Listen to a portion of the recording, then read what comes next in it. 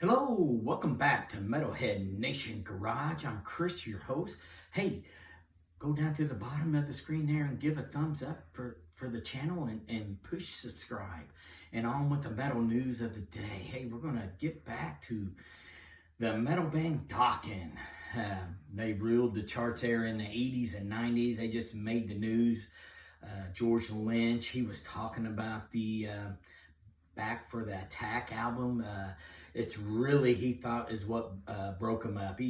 All the touring, hanging around with the guys, the drugs and the booze and things. That Back for Attack, it was the first, the fastest platinum album they had. So, you're always in a push. You start getting popular. You start pushing things. You start doing things you normally don't do. And that's what he talked about.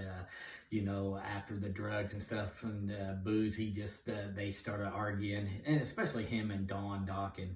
They went back and forth a lot. So, and that was their demise. They was one of the greatest young bands come out. I remember seeing them when they opened for Ronnie James Dio. So, had some good, singles and good tracks and good albums. But, on with that, the next metal news of the day is Anthrax and Black Label Society. That's Zakk Wylde's band. They did a tour here, through the summer. It was really good. They already announced a 2023 winter tour through January and February. So it was very successful, very popular, and great. It was a great show. We seen them down here in Cincinnati, and they both was really killer. And I mean, Hatebreed opened up for them. So that was Hatebreed really tore it up. So I mean, I don't know if Hatebreed's with them. They just announced the big two is Anthrax and Black Label Society. So if you're on the lookout for January, February, winter months, and they're in your town, I tell you, go look them up. They're really good. They put on a great performance. And on to some more news, to hit back on that earlier news of a couple days ago, Dolly Parton said she wanted to reunite Led Zeppelin for her hard rock album that she's going to do now that she is in the Rock and Roll Hall of Fame. So, but I haven't heard anything back in that in a couple days. We not even a peep out of Robert Plant. He's out there most of the time. Nothing from Jimmy Page. He's pretty quiet. Anyways, he don't give many interviews anymore.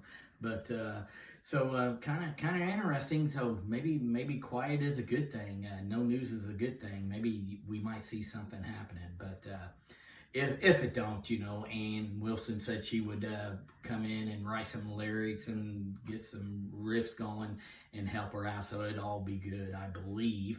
And so we'll see. Maybe Led Zeppelin, maybe that might happen. I don't know. It'll be interesting. Be really neat to see. In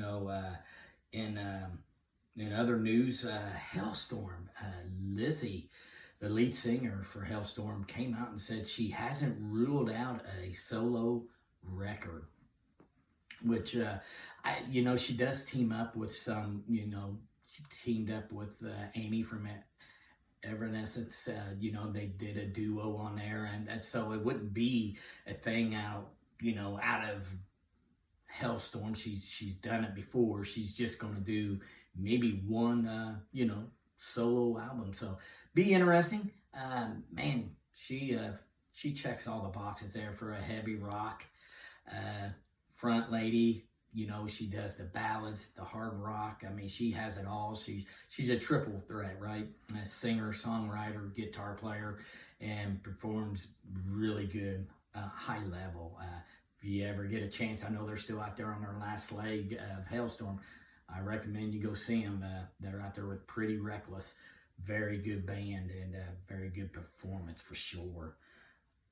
And going on to WASP. WASP is, on their 40th anniversary tour, going really well.